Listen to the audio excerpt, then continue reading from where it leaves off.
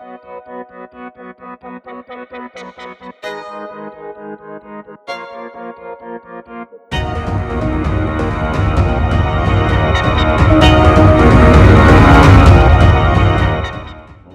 to me.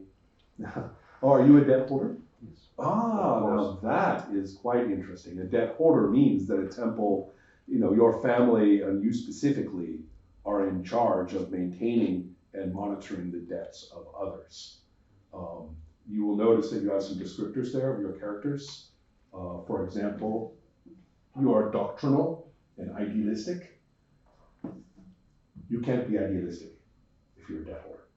Or the other way around. If you're not if you're idealistic, then that is not available to you as a social status. So there's a few other things too. A question now.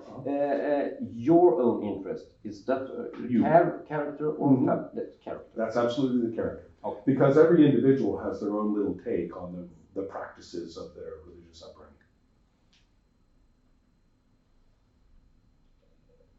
So some of you are really basic about that, and some of you are a little quirky.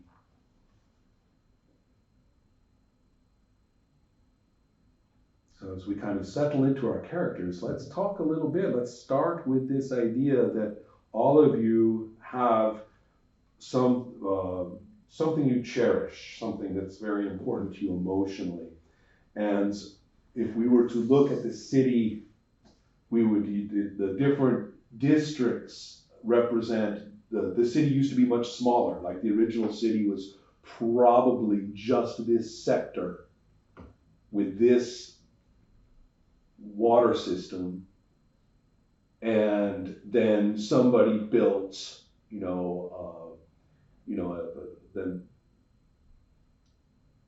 so it would have been like a very small place, and then over the years and over time, there was probably a valley here, an actual valley in some of these places that has been filled in.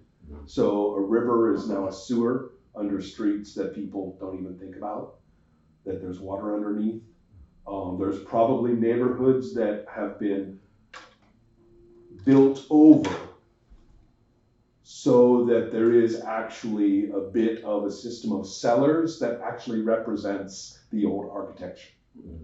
So there's all these different layers and different people have moved in. You could call this section after the name of some ethnicity, but that ethnicity has not characterized that district for 300 years. But it is still that quarter. So the different ethnicities of the empire have mingled here many times. So there's almost a city look that's culturally recognizable to everybody, that even though the physical diversity of the people is fairly high. But if you look across there, you can sort of pretend yourself that despite different ethnicities and things, that they kind of share a cultural look, and think of that as being, the city look of this particular place. Now, what then where would we find Kura, who is a venture merchant? Your view of the city knows all the gates. If you were to draw Kura's map of the city, there would be parts that would be too small or vague, and there would be parts that are, outsized and detailed. So wherever it involves the different sources of investment for various trades or journeys, you would know those areas very well. Mm-hmm. You would know how you would petition for imperial investment. Mm-hmm. You would know the cultures involved with that. You would know everything about the different kinds of commerce around the city, mm-hmm. and what things are not, what things are in surplus and what things are becoming rare. And those areas of the city involved, the traffic through the waterway here, the traffic through this waterway, and which areas around the city are more dangerous travels at any given time. You know all those things. So if we were talking about do you know which family member that you have a special fondness for? Yes, my father. Okay. And so, yeah, your father's name is Yusef, and and so you can tell me under what circumstances would you be interacting with your father about your love for him? Yeah, the problem with my father is he's too small-minded. He's into the wealth, to the family, but not to the society. Mm-hmm. To them. Mm-hmm. So I want our believings and our thinkings about how to build a family should be to all society. Okay. Now, the key to this love for the family member is that you value what they think too. So I want to. Yeah, I understand that. Yeah, I understand that. And so, but it's not really conflictual at this point. I'm going to say that Yusef is actually open to this. He has been too narrow, and you have kind of opened his eyes to this.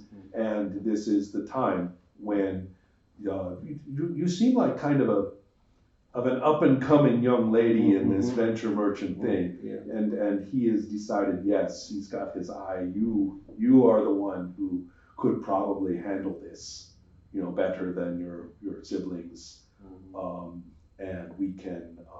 So let's think about where they might. You can talk to me. Would this be at a meal?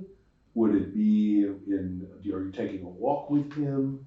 Are you maybe in a professional circumstance with a shipment coming in with people? Yeah, of course. Okay. Yeah, in a trade. Perfect, yeah.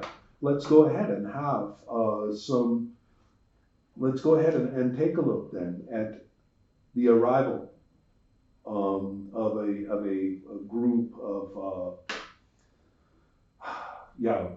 would it be arrival there? Yeah, it would actually be a caravan coming over here and then making its way across. They don't have to go through the kind of grungy, kind of more dangerous and disorganized commerce that goes on here. They would be making their way toward a much more reputable gate. And so therefore, you and your father are there to meet the caravan master coming in. I will tell you what they have. The last time the empire, like when the Koveshians were in charge, and they said, oh, that stuff is sinful, you can't have any of that. Yeah, the holy city rebelled instantly. Coffee culture is right now in its beginnings. It's still regarded as that stuff. We want more of that. And so empire, go conquer somewhere that grows a lot of that. And so yes, it's a pretty nice batch. There's crap coffee can be found most places. People are trying to grow it locally and stuff, and it's not so great. So bringing in a batch of the good stuff, the dried beans of the good stuff. So the caravan master, swings off the wagon. There's a string of wagons there. People are, tending to the mules and stuff like that. And your father is pleased that there is a good, healthy batch here. So you, on the other hand, it says your authority is described as Forbal among the kings and clans. That's exactly what I was talking about. Your authority is designated by your kin and your clan as important. They have decided that they are going to do as you say, and it is you who are in charge of this caravan at this time. And so you are handling this transaction. Your father is pretty happy about this. Let's check in with everybody else in terms of a nice day with the thing you love, the thing you care about. Anyone else? You can go ahead. Mhm. So I'm Maimon, Mhm. yeah, the poet. The and young artisan. poet husband fellow, yes. Yes, I see. And so this artistic celebration, is this something that you think is kind of officially elevated through society, or do you think this is something a little more communitarian in some way? No, I think the first, I Okay. would say. Okay. I believe in, I want society to be ordered, Mm-hmm. and I want there to be expressions of that order, and everyone can take part of it, but it originates from a single point, and that is expressed through various ceremonial ceremonies, I would say, not just in the temple, I would think, but in other parts of society as well. And this celebration, I guess, would be one such thing. One thing I'm thinking that seems consistent with this is that there's actually an imperial recognition that this actually comes down through the governor's district. That there is going to be a recognition and a presence of the imperial government at this celebration, and to basically partake in getting real with the people is their way of looking at it. So it is in your area, in the district you live in, but it is being attended by lots of other people. Yeah, I think that could be inspiring to the common man. That's the hope. Giving them a sense of high culture and fine arts. Excellent. Okay, so there you are. Are you wealthy, by the way? I am. Okay, so you guys are very much on, and your authority, as I recall, is which? It's formal and intim and femme. Same as that's through the marriage then, as you pointed out. So what we have here is, the notable people, right, of this district, of this city, present, an evening of culture and art.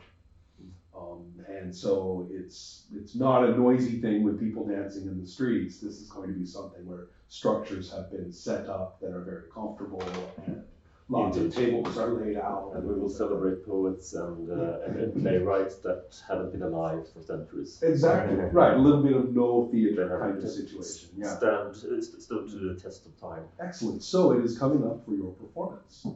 Yeah. And there is, if you could imagine, now don't imagine like Arabian Nights and turbans and things. This is much more of a, the picture again. This is kind of the way, look at the people who are more richly dressed, and you've got the right idea. And there are indications of wealth with silken textiles and materials from elsewhere. The structure that has been set up was just built. I'm thinking of something with a roof, and it's open in the front, and there are sections. And it's built so that there's a little mini theater set up as well. So everybody, sitting around can see what's happening in the performance area. But it's nice enough that it's probably going to stay around. It's not going to be dismantled. The people who did it did a good job. It was built well. And the wood involved is not from around here. So that's the food is good, the comfortable. People wear clothes that are extremely well made. The wealthy people in particular are wearing clothes that are more comfortable than ours. All of your shoes are custom made, for example, with a variety of different materials. You'd be surprised perhaps at some of the technologies that I've learned about from this period. That's pretty good. Why don't we do that? So anyway, everybody brushes their teeth, right? It's so we have this this celebration going on, and it's time. What's your poem going to be about? I think I'm going to read a poem by the ancient poem Hellas, and it's about I would say it's about an emperor who loves his people, and he does that by going abroad and dominating other countries. Teaching them a thing or two, yes, as they should. And bringing, of course, the peace and culture that comes with that empire. Helping out. Now, how about Elevating. Wahoo? Yeah, I think he's very idealistic with him being, if you work hard, you will get there in the end. Everybody should work hard. It's very important that you do the job correctly. It's a very hard bargain, and but that's not. It has nothing to do how you use people around it. Right. You would love to have a really vicious fight over commerce, but then we will go have some coffee. We will talk to each other. Right, I like right. you. It doesn't affect him. His private life and family life doesn't affect his job like that too. Now, you're a soldier. Completely different for him. I'm a soldier. And what's interesting about being a soldier in this of the Holy City is they have their own defense force, if you will. And so every governor presence comes with an imperial garrison or squad, and they're always expected, to get along. It kind of depends on the government. The way I like to put it is once in a while the Holy City sends a letter back to the Imperium and says, that last governor was defective and he broke. Can we have another one? So, sometimes there's disagreements and things, but there are two circumstances, one of which is almost constant, in which you would be actually in war-type battles. The city itself has not been attacked really for a while, but every so often there is a district dispute over who is in charge. We are not near the imperial center. Different areas have different,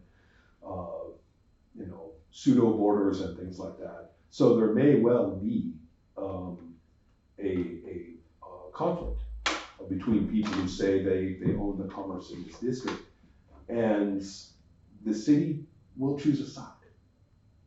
At which point, we are talking about battles on plains and things like that. And that's every so often, but not very common.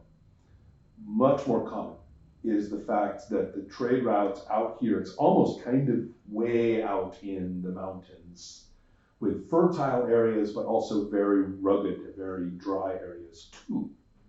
So there are routes and communities out there that may or may not be nice to the commerce passing through.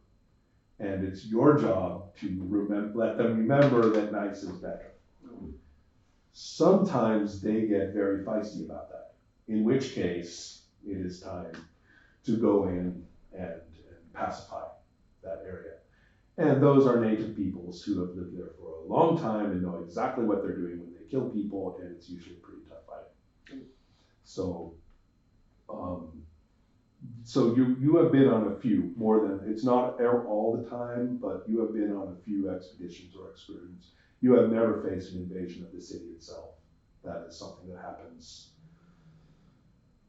You think of that as a historical phenomenon. Yeah. Which made me believe in the empire. Yeah, of course. It works. Yeah. It's good. You should work within the. And everybody knows that the people out there in those villages and communities, when they do, things go well for them, so why not? Yeah, they should be thankful.